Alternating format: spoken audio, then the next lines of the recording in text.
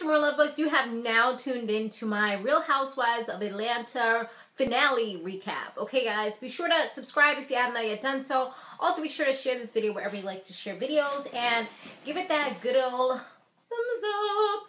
All right, guys. So it started off with Nene. She was getting ready for her Broadway debut that she's going to be having as Cinderella's evil godmother, which, you know, she's good at screaming and all that stuff. So Cinderella, you know, she could really go ahead and get into that role. I feel like it's a perfect role for her. Bar 1 is officially closing down, and Peter and Cynthia, they were just like standing there reminiscing about the good old days and the bad days, the good and the bad, and just talking about things that occurred while they were there and how it was kind of like the start of their relationship, well, their marriage and stuff like that. Todd and Candy, they're going to Mama Cray J's house, yes, because she's having a dinner.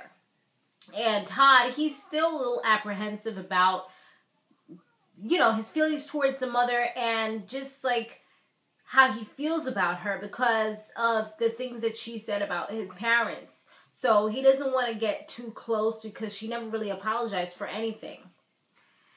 So when they were all eating at the dinner, Todd says, oh, the food is great. And Candy already knew her mother didn't wake up early in the morning to make all that food. It was actually her sisters, which are Candy's aunts, that woke up early to make all that food and kind of have it there ready for the dinner.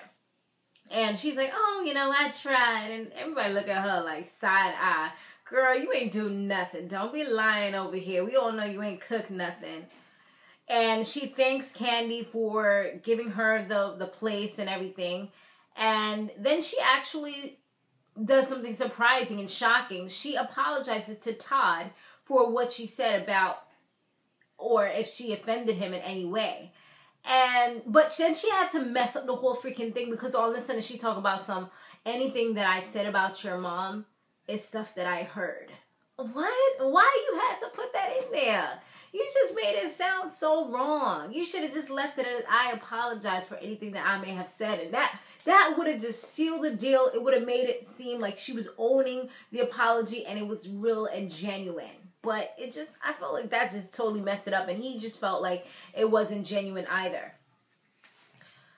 So Candy, she says that she's going to be going to LA because Todd is going to be doing the production in LA. And when she says it, her daughter looks at her like Riley I'm talking about. She looks at her like, what do you mean?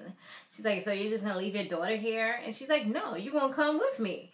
And she's like, but I have school and I have my friends here. And she's like, okay, well, you're going to be coming back and forth. Yeah, I'm like, Candy, go ahead and lay down the law, girl. You make it happen. Y'all got private jets. Y'all got the money. Y'all can go back and forth and she will be good. You know what I'm saying? Yes. Y'all could do like the weekends over there. Maybe if there are any holidays coming up. I mean, I don't know what type of time of year it is over there. But they can work around the holidays, or they can work on the weekends going over there, seeing him, making sure that time doesn't elapse for too long. And just make it happen.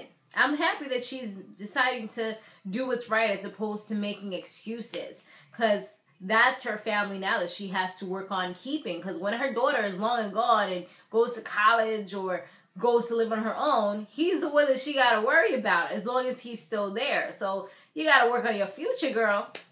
Not necessarily like dash away your daughter or anything like that or throw her away. But I feel like she also has to make sure that he gets that proper amount of attention as well, because she knew what she was getting into when she wanted to marry him, and she knew the kind of job that he had as well. And that's exactly what she said. So, yeah. So things look like it's going a little bit better, because after that's when the mother gave the apology, because everybody was looking at her like, what is she going to say? Because she had the face like she was worried or something when Candy had stated that she was going to be going to California. Now, the new Bar 1 is going up, and Peter, he has like a surprise for Cynthia. He goes across the street, and he's like, well, this is going to be Bar Brewer. What did he call it? He called it, it's going to be a brewery. I think that's where you do like coffee and stuff like that, isn't it? Like a little coffee shop, and the rent isn't too much. It's only $1,200 a month, so he's like, he had to jump on it because the price was so good. And she looked like she was a little upset because this is the same thing he did before where he didn't really talk to her about things. And their money is probably together. And she's supposed to be like kind of like his partner in something. So it's like, dude, like talk to me before you actually go ahead and sign off on these papers. What's wrong with him? Like all this, he's like, he just wants to take control. Like, yes, I see you want to take control and all that. That's good.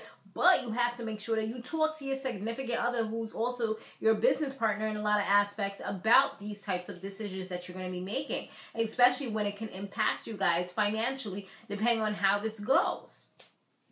Kenya, she's having this weird party she invites everyone to. And they're like, this looks like a wedding. What is going on? And then she comes down in a wedding dress. So they're like, what the heck? So everything is there except for one important little thing, which is the groom. So she's not really having a wedding, but it's the wedding for her character in her play that she had. I forgot what it's called. Twirl something. Twirl, life, day in life twirls. I don't know. Whatever. It's the movie that she directed. She's also acting in it and she produced. She showed some clips of it. It seems like it could be funny. It kind of reminded me of like a Caribbean movie that we used to watch on, what is it, CIN here in New York, where it's kind of like, it's a little low budget, you know, but it's funny anyway. Or like an African film, which my mom, she freaking adores. She's telling me about something that I gotta watch on YouTube. I'm like, Mom, I don't got time for that. I have other things to watch. I can't sit down for like an hour, 2 hours and just watch a film like that. Maybe one day, but right now I got too much to do. But yeah, like that's what it kind of reminded me. Like a film that's not that big time, but it's funny nonetheless. I saw some funny parts in there where she was like rolling down the stairs and Cynthia's bad acting skills. I mean, I don't know if she can act, but her doing the Jamaican thing, it didn't do it for me. It didn't. It was like, no, girl. She probably should have been a Southerner. Could have played another, like, British. I don't know. You could have did a different thing.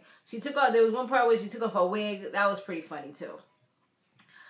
Nene, she did a good job with her debut. She had, like, a standing ovation, and the guy who's part of the production, he spoke about her, and she, like, was tearing up, and she said it truly felt like it was a Cinderella story for her. And, you know, at the end of the day, even though Nene tends to get under my skin sometimes with things that she may say or the way she has gone about certain things, I feel like her story is very inspirational because she was the bottom, you know, she came from the bottom, swinging on poles and doing all kind of stuff, the ratchetness, and she worked her way up to the top where now she's making money. I just feel like sometimes she doesn't ever forget where she came from, but I feel like sometimes she brags a little too much.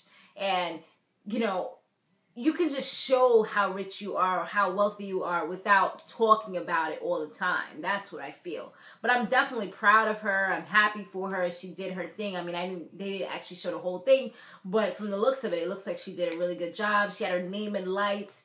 It's just like a very inspirational story that she has right there. And, you know, you have to go through the test to have that testimony. And I feel like she's now able to do that because of everything that she's gone through at one point or another. You know, she's been divorced, she's been married, she's had breakups probably, she's been with an older man who's her husband. She has a lot of stories to tell, you know?